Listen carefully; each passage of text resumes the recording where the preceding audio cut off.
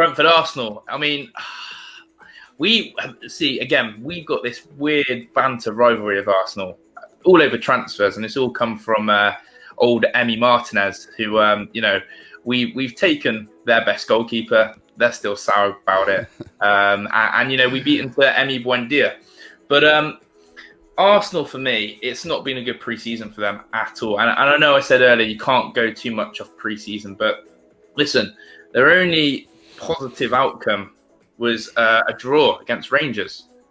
They've really struggled.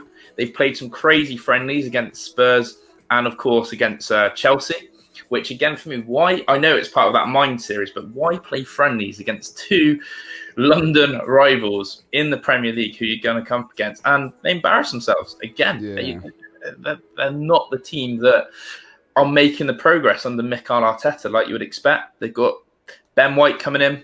They got Tavares is coming in defence. Granit Xhaka has absolutely rattled the fan base for the fact they've given them a new contract extension. Aubameyang, Dom, hasn't scored in 6 preseason games. They finished 8th 2 seasons in a row. I think they could finish lower. I'm going to put it out there, and I think they could finish lower. That's how you feel about that club at the moment. I think with fans as well. You've got to remember, Arteta has been shielded with no fans at the Emirates. Yeah, they're going to be back. That's a big prediction there for Arsenal to get lower than 8th. That's big.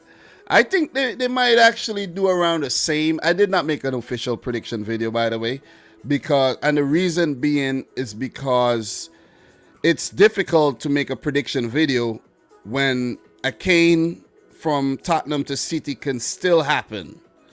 So if Tottenham loses Kane, are you still going to predict them to, let's say, for example, you predict them to place 5th. Without Kane, they might actually place 9th. You see? Yes. So that was my whole logic, and I didn't want to actually make a prediction video because it's just I didn't want to do it. I want to do things when I know all the signings have been made, and now I could say these are my predictions. So let's see. Maybe I'll do a late prediction. I don't know, man. I don't know. Transfers do have a big impact, and hence the reason as well. I look at Arsenal and I just think, he's still not strengthening the areas that I would expect you to strengthen him. And I really do feel like he's got this sort of headache of what's he going to do with Aubameyang? Because the bloke looks broken. He looks like a man who is in such poor vein of form. And I know, again, you could say it's only pre-season, but look at how he ended the season. Nicolas Pepe, he's got to step up now. He's got to step up and show his worth. But the only good thing about Arsenal for this opening game is that they're playing away from home, and they've got a fantastic record away from home. I think I read earlier it was something like they have one up there with Manchester United in one of the best away records in the last couple of seasons, where they were undefeated in 6 or 7 games. So they're up there. They're up there in terms of playing away from home. But Dom, Brentford, how refreshing is it to see a debutant in the Premier League this season? 74 years in the making. 74 years ago was the last time Brentford was in the Premier League. They teased last season, but lost in the playoffs. But they came back. Thomas Frank and his boys came back harder, and I'm happy for them. It's going to be interesting to see what they do. They have made a few signings. I just saw they made a new signing today as well. They brought in a winger, and we'll get to the transfers. But Arsenal, I think this is a kind fixture for Arsenal, or maybe that's what it seems like. It's a kind fixture for them to start their season out on the right foot. So Brentford placed 3rd last season in the championship, won the playoff against Swansea. Arsenal 8th. And for Arsenal during their preseason, after they lost the Europa League semi-final to Villarreal, who went on to win the Europa League. That's not a bad team to lose to if you really look at it.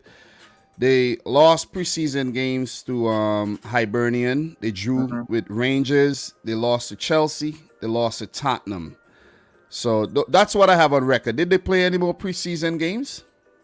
They had like one which doesn't really count, is that behind closed door one where they won one, but I'm not counting that as a real one. But yeah, that sums it up really. You're meant to build confidence in preseason. You're meant to, generate some form. I believe that's the whole point of playing preseason, and hasn't worked out well for them at all. So let me get this straight, Josh. Fans are back at the stadiums, right? In full capacity. Full capacity. The new stadium as well, Dom. New stadium. I think, the only time it's been used, correct me if I'm wrong, in a competitive game was the playoff semi-final second leg. Now, they may have played one or two championship games before that, but that was the biggest one I can remember in terms of that, and that wasn't even full capacity. So new stadium as well. That's that Brentford Community Stadium, right? Yeah. So lovely. It should be lovely because it's a modern stadium. It should be state of the art, and it should have everything that a stadium should have. Seeing that you have the advantage of basically building it in today's technology and everything. So, like to say, big up to Michael Talks Football in the house. How are you doing, Michael? Aubameyang might struggle this season. Look, man, Josh, ever since Aubameyang signed the thing, it has just been downhill for him. More money, more problems, basically. Never seen I'm not even joking. I've never seen a decline like it. And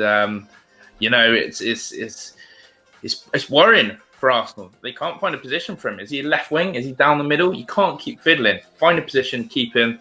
If it doesn't work out, Arteta's got to show what he's worth as a manager. But the thing is, he's so good, though. When he's good, he's really good, but he's just been so bad. I don't know why, but he's just been terrible. And and it has to be since he signed the thing, because ever since he signed that new deal, he has just been really bad. But one good thing for Arsenal this season is that they're not playing European football. That should actually help them out. It should help them. Has it hindered them in this transfer market? I don't know. The fact of no prospect of Europe, but obviously the Aaron Ramsdale deal fell through. Yesterday they thought that was going to be done, and you're thinking, if you can't get Aaron Ramsdale over the line, problems. But I still think Dom centrally. I still think centrally in the middle of the park they are vulnerable. There are options in there when you look at it. It's Granit Xhaka, Thomas Partey, and El Neni. Partey is injured right now too. Exactly. And they brought in Lokanga. Lokanga seems to be playing in that position, but he is a player nobody knows about, and who knows, he might be a flop as well. Who knows? Let's see. Yeah, and it's just, creativity. You're going to be relying on two youngsters and Smith Rowe and Saka again. Can they do it? Saka's going to have immense pressure this season, because he can either go out and play with freedom again, like he did last season. But the problem is that he's got such high expectations now from the fan base, from probably himself, from his teammates. He can't keep carrying them. So how much do you know about Brentford, though? So in terms of Brentford, bits and bobs. Obviously, everyone is probably aware of their talisman, Ivan Toney. I think his is a fantastic story, actually, Ivan Toney, where you look at it, where wasn't quite seen as good enough for the Premier League, had to work all the way back up from Peterborough to then Brentford, and he went and proved it last year by smashing the Championship with his goals. I think he'll be a perfect slot there. Brian Mbeumo out wide. Again, one of those who I think could tear it up. But for me, it's that vulnerability at the back. I think they're a little bit naive at the back. Pontus Jansson, for example, for me, his level is Championship, not quite Premier League. And they got a few sort of Danish and Danish internationals in there as well. So they're going to be combust. They're going to be tough under Thomas Frank. They got that Jamaican guy at the back too. What's his name again? His name is, I'm not getting his name right now, but they have some neat little players in the team though. Yeah. They got some neat little players. They gonna, I think, I'm actually, it's hard to make a prediction because they could come and absolutely smash it, but then you're like, I don't know, man. Seriously, right now I'm gonna just play it safe and just observe. I'm gonna just observe. Yeah, someone said actually in the comments they signed IGA from Celtic. Yeah, they do. So we let's get into the transfers and then we'll just make the prediction and then move on. Yeah. But Arsenal and Brentford met each other once in the past. This will be the first ever top flight meeting, and they met in the Carabao Cup, the third round. Arsenal won the game 3-1. Coach Thomas Frank and Arteta have never met each other in any fixture, so it's going to be interesting to see how this one goes. But I like the journey of that Thomas Frank, had with this team, and I like that the Brentford board stuck with him, and they were rewarded. They were really rewarded. So in terms of Arsenal for transfers this season, they have Ben White coming in for 58.5 million euros from Brighton, and that's big money, man. What do you think about Ben White? You think he's worth the hype? He's worth the money? Ben White for me is a player that 50 million over 3 or 4 years will seem good value, I think. He's lucky in the sense of, as you said earlier, there's no Europe. So all he has to do is concentrate on being an outstanding Premier League centre-half, which he's used to. He's better than any option they've got. Quality, possession-based footballer that Mikel Arteta likes. And at Brighton last year, they had one of the best defensive records in that bottom half of the table. So clearly he's doing bits. And I think he is a good signing, but Arsenal are the type of club who can kill a good signing. And I worry that he could get murdered at Arsenal. I really do. Yeah. And Ben White must see something in Arsenal, because I think he probably had other options where he could have played Champions League or maybe Europa League, but he chose Arsenal. And I think it's a good signing. Ben White is a quality centre back. You see, he got called up for England and all when that was Trent Alexander-Arnold that pulled out. So I think it's a quality signing to go along with Gabriel, who is currently injured right now. So Arsenal, they kind of it's like they made the signings, but did they make the right signings? You see what I mean? Because they also brought in Albert Sambi Lokanga, 17.5 million euros from Anderlecht. This is a player not a lot of people know about. He's 21 years old. He's a central midfielder. Seems like he's box to box. And it's a risk. It's a gamble. But who knows? Maybe he'll come good. But it's a player I don't know anything about. I didn't watch Anderlecht. And then there's Nuno Tavares, 8 million. This could be a quality signing. He's a left back. But he kisses dogs for fun in his spare time. I don't know if you saw that video. I haven't. No, I haven't seen that. No. Yeah, man, you got to see that video. This guy's like French kissing dogs, his dogs, and licking. I'm like, I know they say a dog's mouth is cleaner than a human's mouth, but still, man, it's just weird. Let's see how let's see what's gonna happen with him. So those are Arsenal's only 3 signings. They are looking for a front man. They were looking to sign Lautaro. That's not working out. I see they were linked to Tammy Abraham as well. I don't know if that's gonna happen. Aaron Ramsdale, that's not gonna happen. They wanted Buendia, that didn't happen. So players are like refusing Arsenal right about now. That's what's basically going on. I like to take a time to say big up to the people in the chats. You know, we have Dupe saying Arsenal has only brought in an attacker with Arteta, which is Willian. Willian is still at the club too. So, oh man. Nah. We have Brawlberry saying Lokanga is good. He's a leader. I watch him a lot because I live near Anderlecht Stadium. He has a lot of quality. Thank you very much for that, and we appreciate that. Let's see. Let us see. But big up to the boy Julian. Nice to see you in here. Robert, Oliver, Zachary, Palomo and all the boys. As I go along, I'll keep shouting you guys out. You guys are the real deal. Thanks for coming through episode 1 with my boy Josh, man, from A View from the Stands. Guys, I'm going to drop a link to Josh's channel right there. You guys could head on over there whenever you have some time and subscribe to the channel. So, in terms of departures, David Luiz have left the club. He still wasn't signed. Matteo Guendouzi, troublesome bad boy Guendouzi. He's gone to Marseille along with William Saliba, who's also, came out. There was a video of him. You don't want to even get into that right now. Yeah, I've seen that one.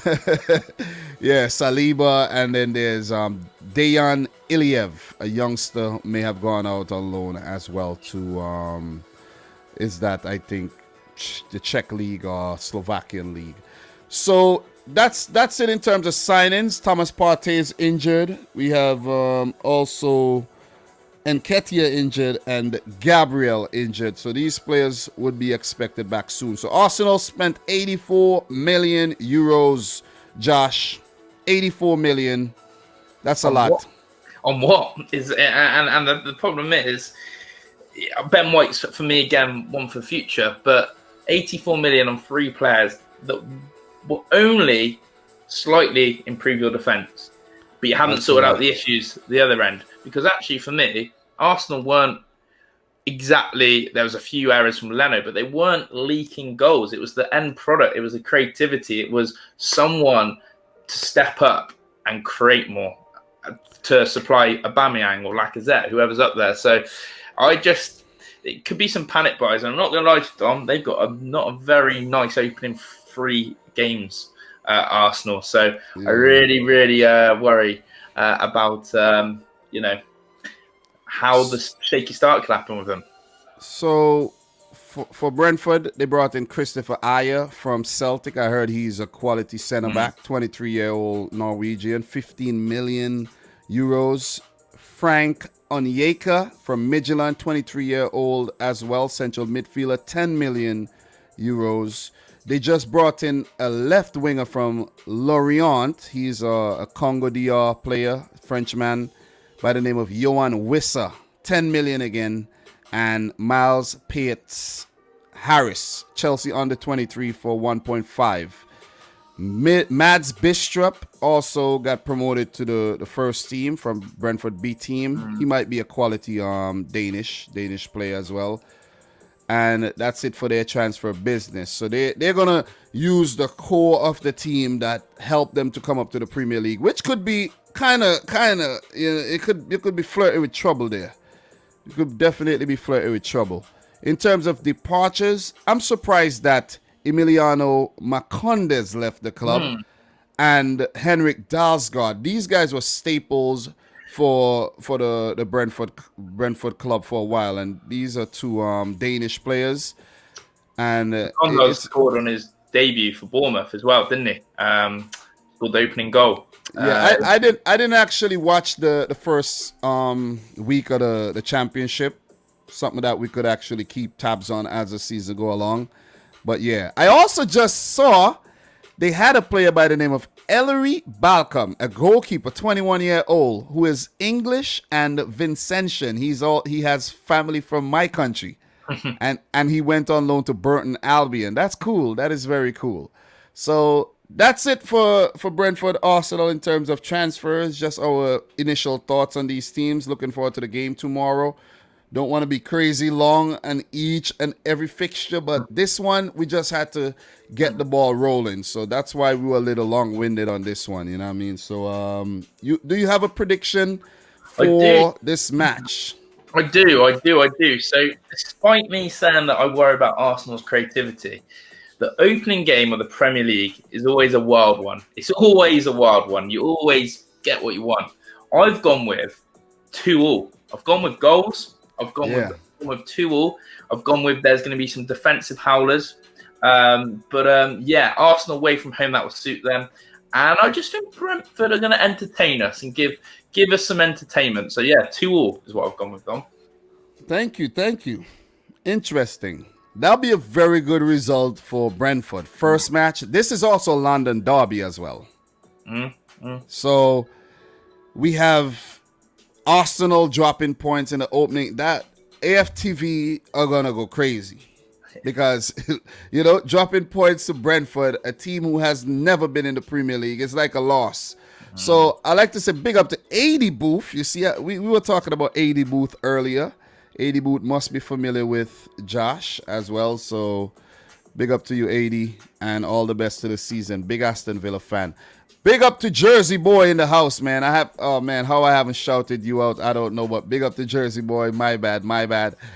Thanks for coming through. Guys, make your predictions right now, and I'll let you know mine in a second. Big up to Steve McCullough as well, who says Johan Wissa will be a good player. Watch him a lot at Lorient. He scored in a 3-2 win against PSG last year. My boy Steve McCullough, who is a member, thank you very much. He watches a lot of football, Russian league, all kind of leagues, Champions League qualifiers. So he knows what he's talking about in terms of these little players that we don't really know about. Look, my prediction for this game, I have Arsenal winning 2-1. I think Brentford would score, but I think Arsenal would just be a little bit too much for them. The quality would be the difference on the day. They do have quality. Lacazette's still there. Aubameyang, Saka, Smith Rowe, those two linking up very, very well. And Nicola Pepe did not have a bad end of the season as well. So I think Arsenal are gonna make it happen, and they're gonna start the season off on the right foot. So 2-1 to the Gunners. What do you guys say? How do you feel about that prediction, though? Do you know what? It's interesting because I don't think a lot of people genuinely are backing Arsenal. Across, like just looking at the chat, and it's funny how even seasons ago you'd be like Arsenal, new team, doesn't matter, they'll sweep them over. But no, I can see why. Maybe the nerves of Brentford, their first encounter in front of their fans, they could feel the nerves, or it could be the other way. But yeah, interesting. Go back. I can see why you say that as well. But I'm feeling goals. I'm feeling definitely goals tomorrow.